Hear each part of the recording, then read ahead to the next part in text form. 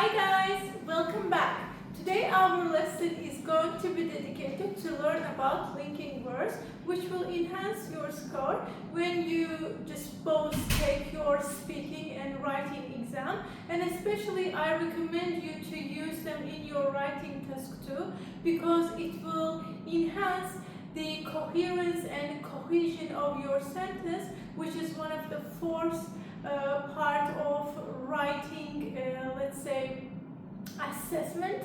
Okay, so you are gonna get score from task response, coherence and cohesion, and lexical resources, grammatic resources. So one of them is coherence and cohesion. If your essay is not readable and understandable and key points are not clearly emphasized, you are not gonna highly scored. Okay, so let's look at our boards. There are too many linking words in English. They range from reasons to examples. Today I only touch examples, reasons, and contrasts. Okay, please listen attentively to me to not miss anything important on our lesson. So firstly, I would like to start off examples. I know that for example and for instance,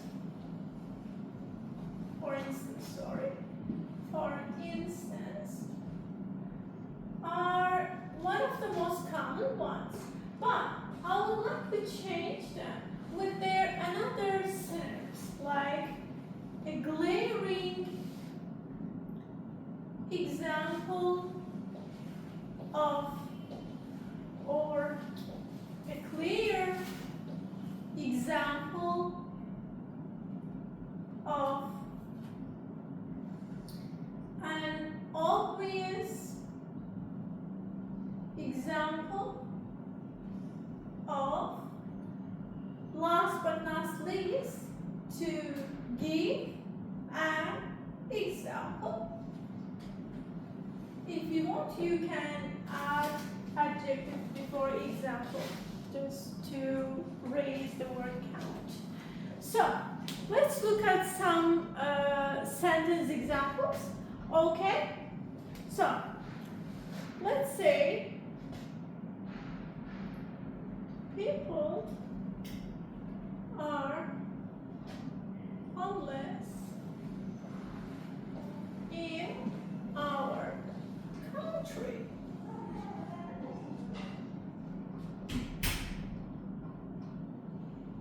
This is a clear example of, or we can either say glaring example of, or I'm so sorry for doing a spelling mistake. An obvious, a clear example, or an obvious example, or a glaring example. This is a clear example of unfairness of our government.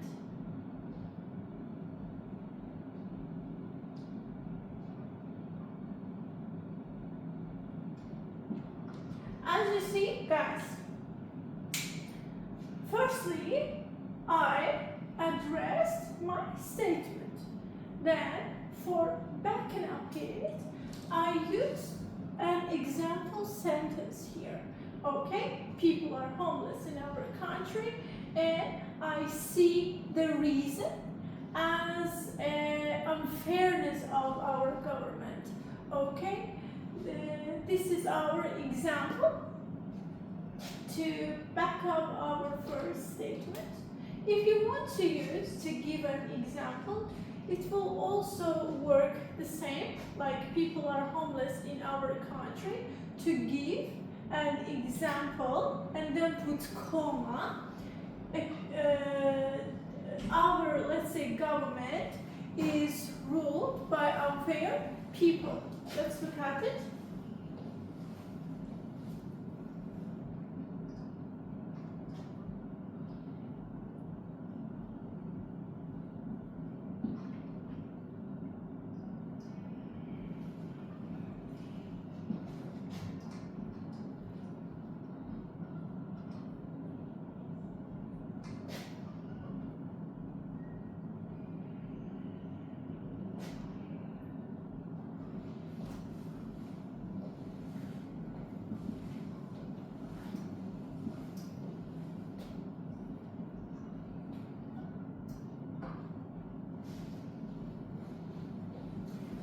unjust means, guys, unfair.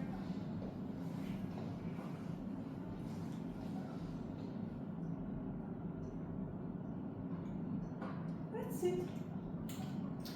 So, these were expressions, or let's say linking words, which is used in our example part. Okay, then guys, let's talk about contrast.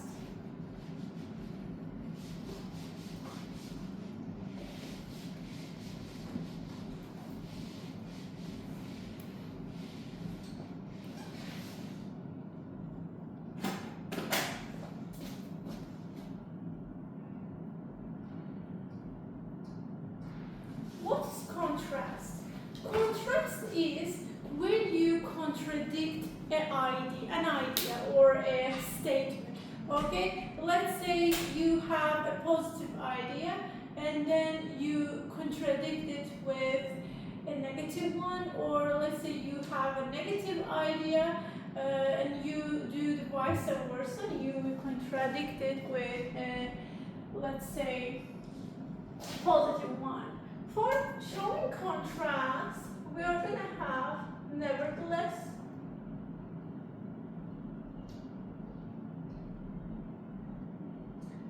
on the other hand,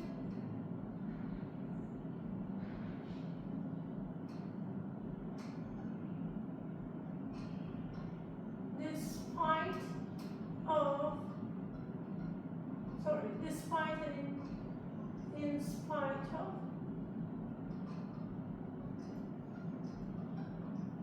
despite the fact.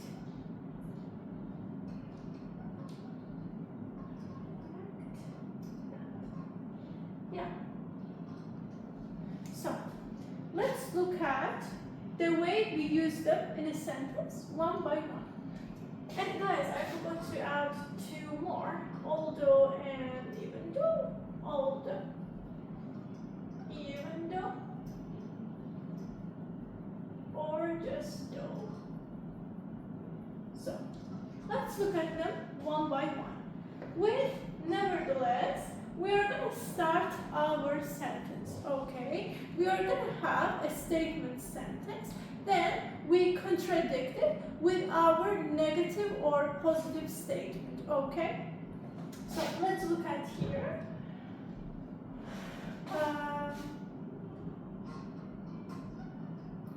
People consume too much sugar in their diet. So, we put dot here, and guys, please, when you are writing something, consider punctuation, okay? Use punctuations properly. So you put comma, and you are start a word, a sentence with a capitalized word. So, nevertheless, we put comma after nevertheless.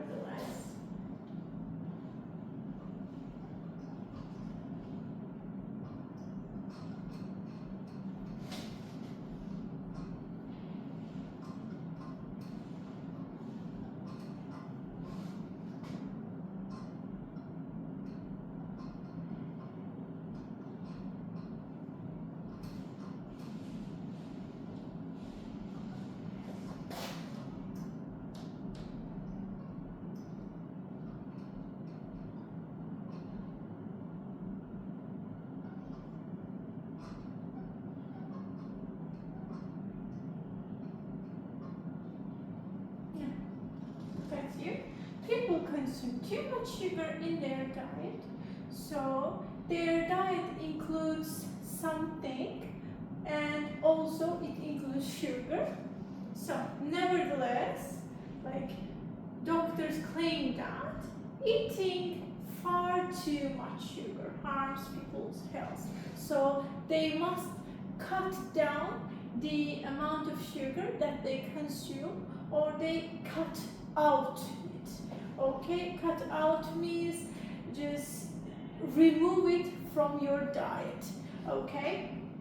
But cut down means reduce the amount of sugar, okay? So then you can also use on the other hand here, and then put comma. So guys, as you see, we wrote our sentences, our first statement, and then we contradicted by using nevertheless and on the other hand. Please remember that on the other hand and nevertheless never unit the sentence, okay?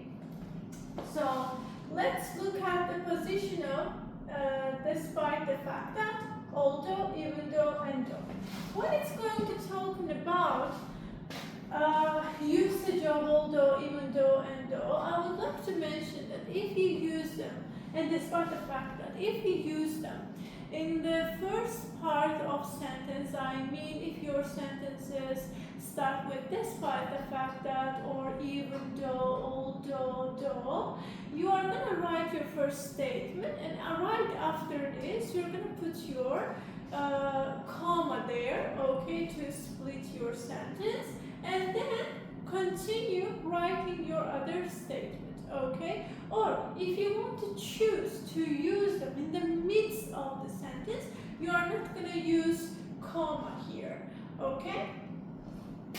So let's look at the sentence for although, even though, and despite the fact that.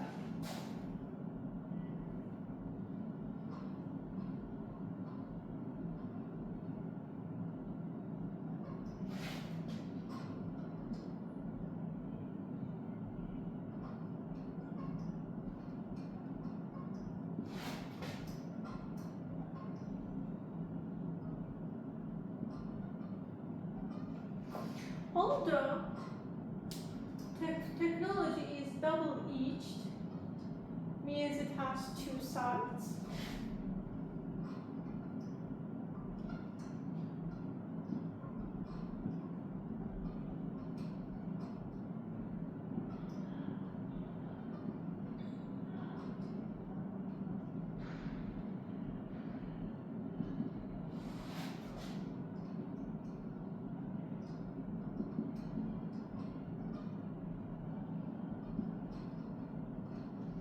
So what I mean here, I mean that technology is double-edged. It has both negative and positive sides, but its positive sides, I mean advantages here, surpass or outweigh its drawbacks, okay?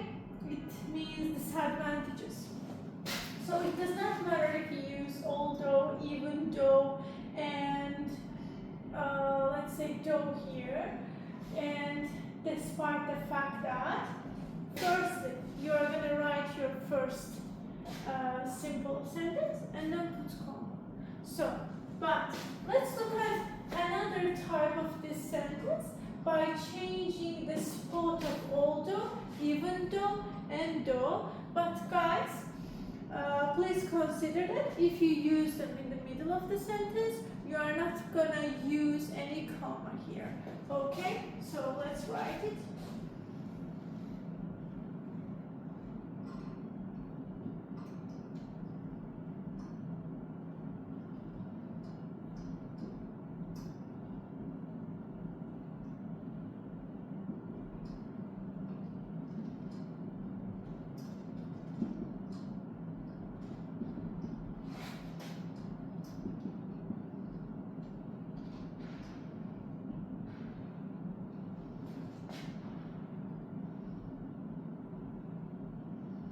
Although, even though, and though.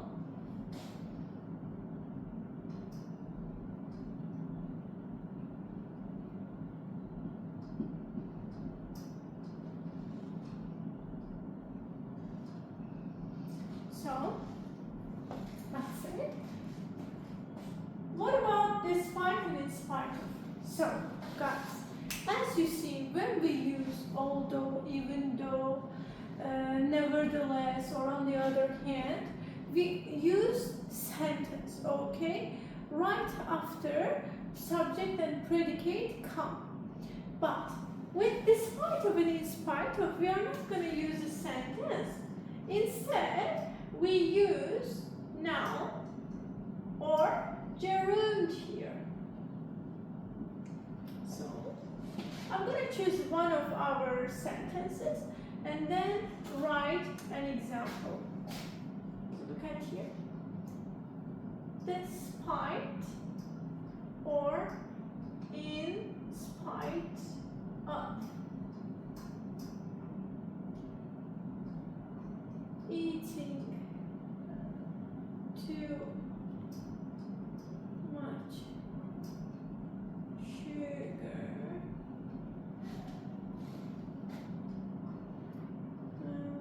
eating too much sugar, doctors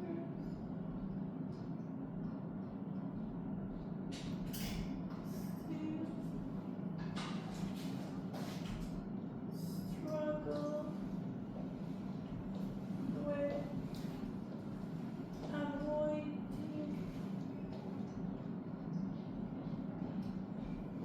people from doing this habit. Guys, look at here. I told you in our first sentence when I gave an example. So, people consume too much sugar in their diet. Doctors claim that eating far too much sugar harms people's health. So look at here, people consume. It has its own subject and predicate. Let's look at our another sentence. Doctors claim. It has its own subject and predicate too. Yeah? But look at here. Despite, in spite of eating too much sugar. But it is not a sentence, it's gerund. Understood? Or let's write another sentence by using noun. Despite the rain, we went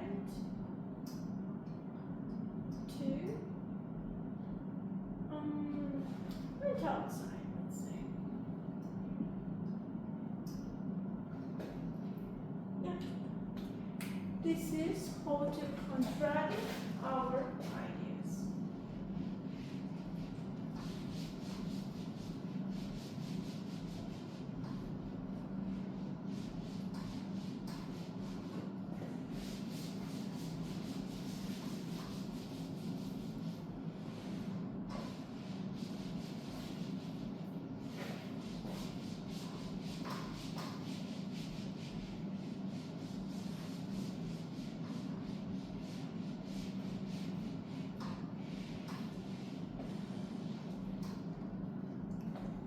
So now let's talk about giving reason. We have which is why.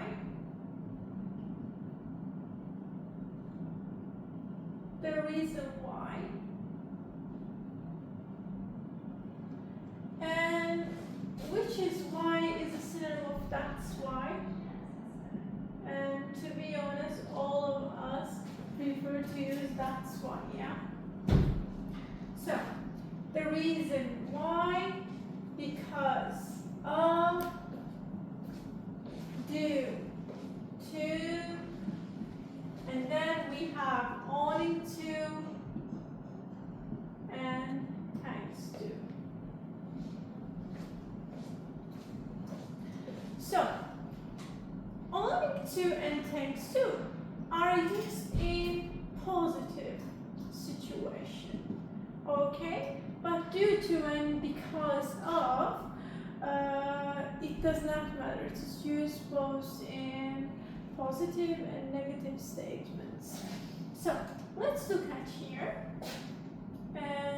I'm going to use which is why and that's why in the sentences, so you can comprehend the giving, how to give a reason in writing. So, I love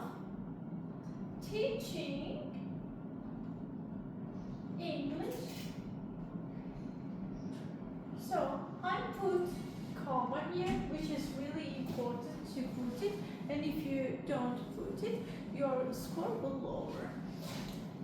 So, I love teaching English, which is why, or just that's why I am an English teacher.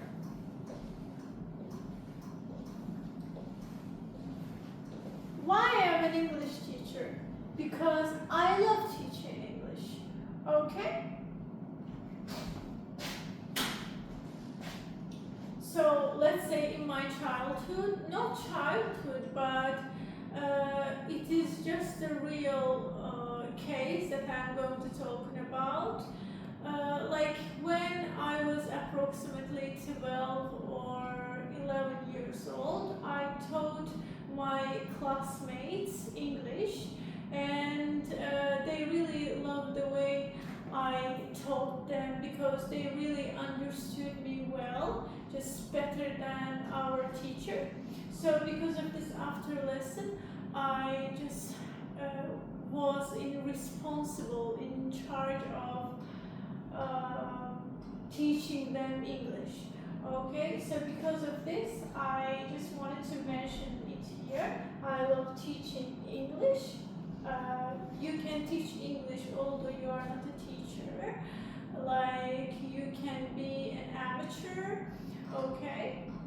An amateur one, and you can teach someone English. But loving English, loving teaching English led me to be an English teacher, okay? And the reason why, so look at here, we are going to use the reason why in the first part of the statement, and then it's just help us to make a compound sentence, complex sentence. So look at here, the reason why, the reason why, my reason for being a teacher, the reason why I am an English teacher is that, I put that here and keep writing my next statement, which start with I love teaching English. That I love teaching English. So that's all, and then let's move on talking about because of due to, owing to, and thanks to. So what's just guys, the similarity between because of, due to, owing to, and thanks to is the same similarity between let's say despite and in spite of. Okay, why? Because as we put noun and gerund after despite and in spite of, we are gonna do the same thing when we work on our because of, due to, owing to, and thanks to. Okay, let me make you more enlightened. So just look at here, and guys, please bear it to your mind that you cannot start your sentence with because of and due to. Okay, firstly you have to have a first statement, and then you are going to put comma before because of or due to, thanks to, owing to, and then you are going to keep writing your other statement. So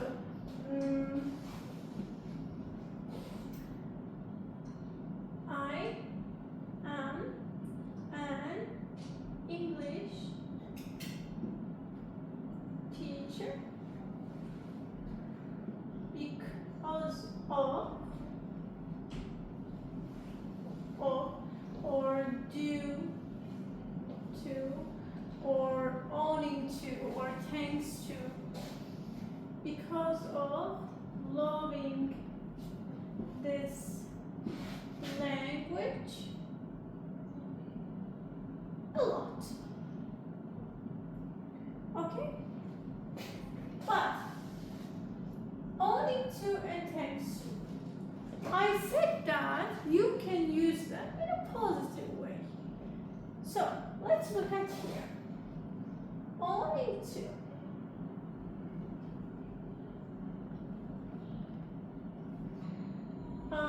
The difference between because of and due to is that difference between due to and because of and owning to and thanks to is that you can start a sentence with them. Okay? If you start a sentence with owning to and thanks to, you are going to put comma right after them, but if you use them in the middle of the sentence, before you are going to use it. You are going to use comma.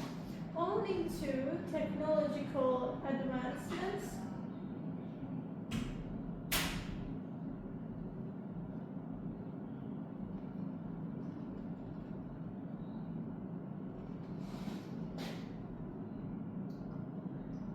people's lives got far easier, or thanks to technological advancements.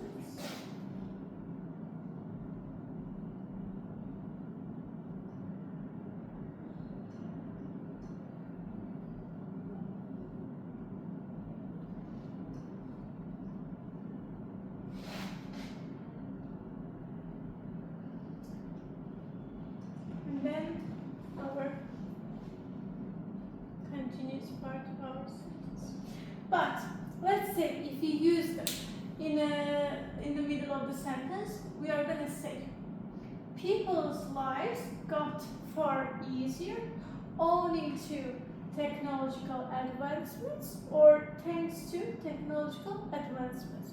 But please don't forget to put comma before owing to and thanks to whenever you use it in the middle of the sentence. Okay? So guys, that's all for today. I hope that this lesson was really enjoyable and practical for you, and it will be feasible for you to use them in the sentences to boost your scores. Good luck! Thanks for listening to me.